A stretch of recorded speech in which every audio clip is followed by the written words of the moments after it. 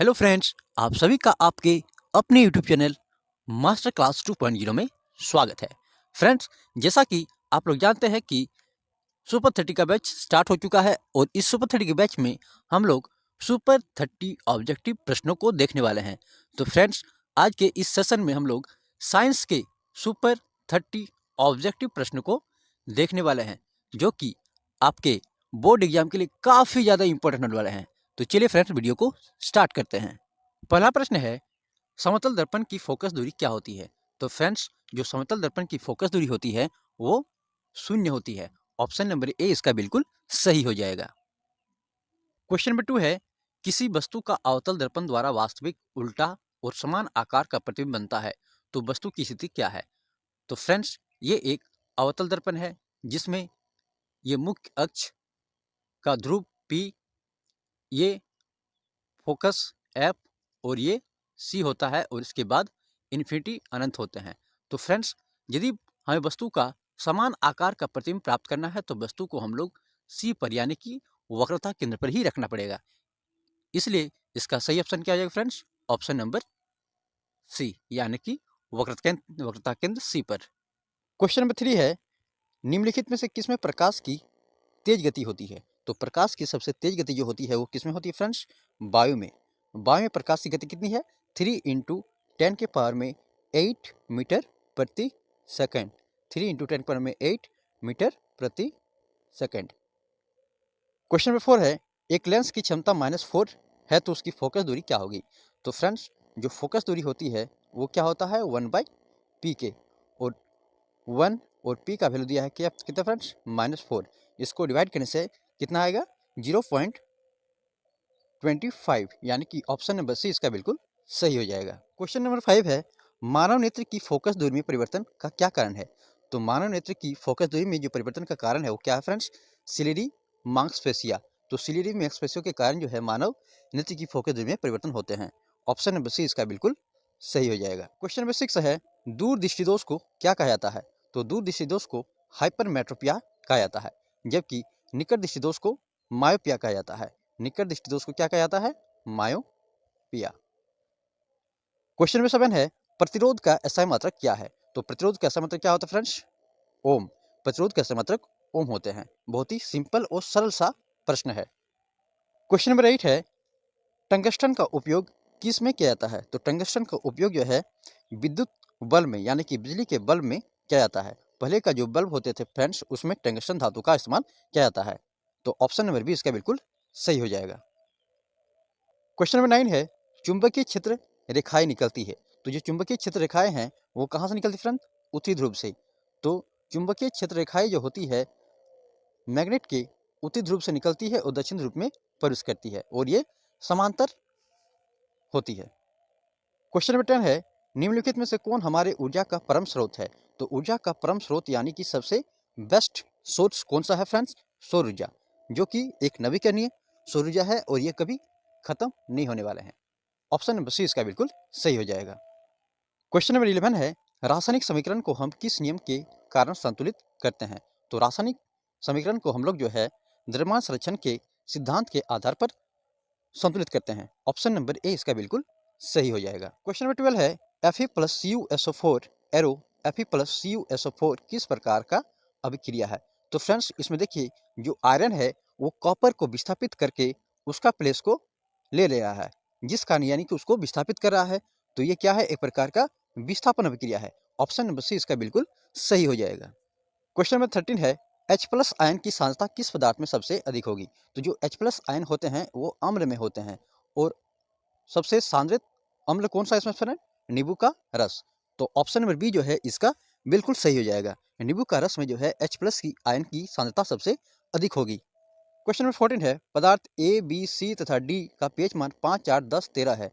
इनमें से कौन सा पदार्थ अम्लीय है? तो फ्रेंड्स, हम लोग जानते हैं कि जो अम्लीय पदार्थ होता है उसका मान 7 से कम होता है और 7 से कम जो है सिर्फ ए का मान है जो कि 5 दिया हुआ है। इसीलिए ए जो है एक अम्लीय पदार्थ होगा। ऑप्शन नंबर ए इसका बिल्कुल सही हो जाएगा। क्वेश्चन नंबर 15 है, निम्नलिखित में से किस लवण का उपयोग सोडा अम्ल अग्निशमन में किया जाता है? तो सोडा अम्ल अग्निशमन के रूप में हम लोग सोडियम बाइकार्बोनेट का इस्तेमाल करते हैं, यानी कि NaHCO3। ऑप्शन नंबर बी इसका बिल्कुल सही हो जाएगा। क्वेश्चन नंबर 16 है, निम्नलिखित में से कौन उभयधर्मी ऑक्साइड है? तो उभयधर्मी ऑक्साइड यानी कि एम्फोटेरिक ऑक्साइड किसे कहा जाता है फ्रेंड्स? तो उभयधर्मी ऑक्साइड वैसे कहा जाता है जिसमें अम्ल और क्षारीय दोनों गुण विद्यमान रहते हैं। तो जो एल्युमिनियम ऑक्साइड है, वो एक उभयधर्मी ऑक्साइड है। ऑप्शन नंबर बी इसका बिल्कुल सही हो जाएगा। एल्युमिनियम ऑक्साइड, जिंक ऑक्साइड और लेड ऑक्साइड जो होते हैं वो उभयधर्मी ऑक्साइड होते हैं। तो इसे आप लोग याद रखिएगा। क्वेश्चन नंबर 17 है, दिए गए तत्वों के इलेक्ट्रॉनिक विन्यास में कौन उत्कृष्ट गैस के इलेक्ट्रॉनिक विन्यास है? तो जो उत्कृष्ट गैस होते हैं फ्रेंड्स, उसे हम लोग अक्रिय गैस कहते हैं और उसका जो बाहरी सेल होते हैं उसमें अष्टक कंप्लीट होता है, यानी कि उसके बाहरी सेल में 8 भरे होते हैं।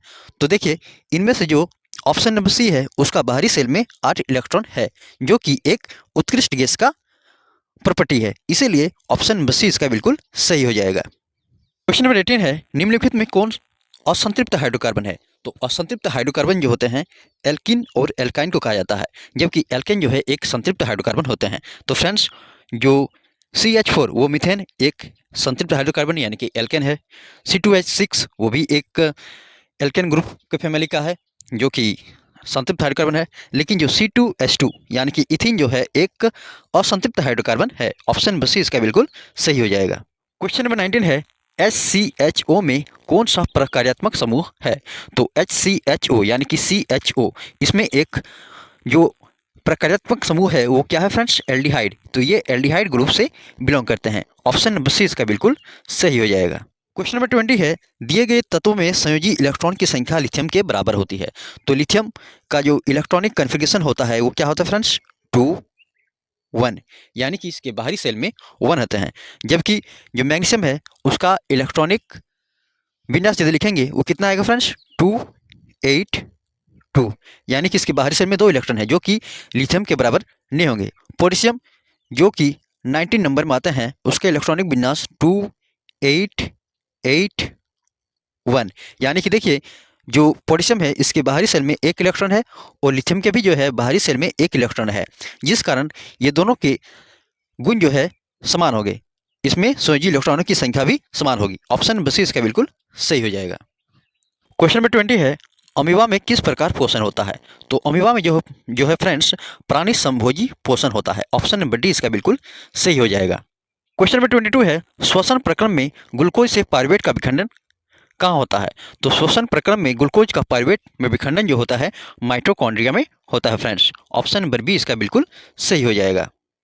क्वेश्चन नंबर 23 है, निम्नलिखित में से कौन सा हार्मोन शरीर की वृद्धि के उपापचय का नियमन करता है? तो जो थायरोक्सिन हार्मोन होते हैं फ्रेंड्स वो शरीर में वृद्धि के लिए उपापचय का नियमन करते हैं। ऑप्शन नंबर डी इसका बिल्कुल सही हो जाएगा। क्वेश्चन नंबर 24 है, मानव में सभी अनिच्छिक क्रियाओं का नियंत्रण कहाँ से होता है? अनिच्छिक क्रियाएं यानी कि वैसी क्रियाएं जिस पर हमारा कोई कंट्रोल नहीं होते हैं, तो मस्तिष्क के मेडुला भाग से नियंत्रित किए जाते हैं। ऑप्शन नंबर डी इसका बिल्कुल सही हो जाएगा। क्वेश्चन नंबर 25 है, यह चित्र जो है किस प्रकार के जनन को प्रदर्शित करता है? तो फ्रेंड्स ये एक चित्र दिया हुआ है और इसमें बताना है कि ये किस प्रकार के जनन को प्रदर्शित कर रहा है। तो देखिए, ये एक पुनर्जनन रीजनरेशन को दिखा रहा है, यानी कि उसके भाग जो है कट कर फिर से रीजनरेट हो रहे हैं, यानी कि पुनर्जनन जिसको बोलते हैं। तो ऑप्शन नंबर सी इसका बिल्कुल सही हो जाएगा। क्वेश्चन नंबर 26 है, मनुष्य में निषेचन कहाँ होता है? तो मनुष्य में निषेचन जो होता है फ्रेंड्स फेलोपियन ट्यूब यानी कि अंडवाहिका में होती है। ऑप्शन नंबर ए इसका बिल्कुल सही हो जाएगा, जिसको हम लोग फेलोपियन ट्यूब भी बोलते हैं। नंबर 27 है, किस जीव में कोई गुण प्रभावित होता है? तो किसी जीव का जो गुण जो होता है फ्रेंड्स उसके माता और पिता दोनों के DNA से प्राप्त होते हैं। ऑप्शन नंबर सी जो है इसका बिल्कुल सही हो जाएगा। क्वेश्चन नंबर 28 है, नाभिकीय विद्युत संयंत्र शक्ति संयंत्र में किस प्रक्रिया से ऊर्जा मुक्त होती है? तो जो नाभिकीय संयंत्र होते हैं फ्रेंड्स उसमें नाभिकीय विखंडन के माध्यम से ऊर्जा मुक्त होती है। ऑप्शन नंबर बी इसका बिल्कुल सही हो जाएगा। क्वेश्चन नंबर 29 है, हरे पौधे पत्तियों द्वारा प्राप्त होने वाला सौर ऊर्जा का कितना प्रतिशत भाग खाद्य ऊर्जा में परिवर्तित करने में खर्च करती है? तो केवल 1% जो होते हैं फ्रेंड्स वो खाद्य ऊर्जा के रूप में खर्च करते हैं। ऑप्शन नंबर ए इसका बिल्कुल सही हो जाएगा। क्वेश्चन नंबर 30 है, निम्नलिखित में से किस पदार्थ का प्रयोग करना पर्यावरण के लिए सबसे अधिक लाभदायक होगा? तो फ्रेंड्स जो कागज का डिस्पोजल जो होता है कप के रूप में करके हम लोग पर्यावरण को अधिक लाभदायक कर सकते हैं। ऑप्शन नंबर डी जो है इसका बिल्कुल सही हो जाएगा। तो फ्रेंड्स ये आपके आज के साइंस के सुपर थर्ड के कुछ सुपर 30 ऑब्जेक्टिव प्रश्न थे जो आपके बोर्ड एग्जाम के लिए काफ़ी ज़्यादा इंपॉर्टेंट होने वाले हैं। तो फ्रेंड्स, यदि आपको वीडियो अच्छा लगा तो इसे लाइक, शेयर और सब्सक्राइब जरूर कीजिएगा। Thank you.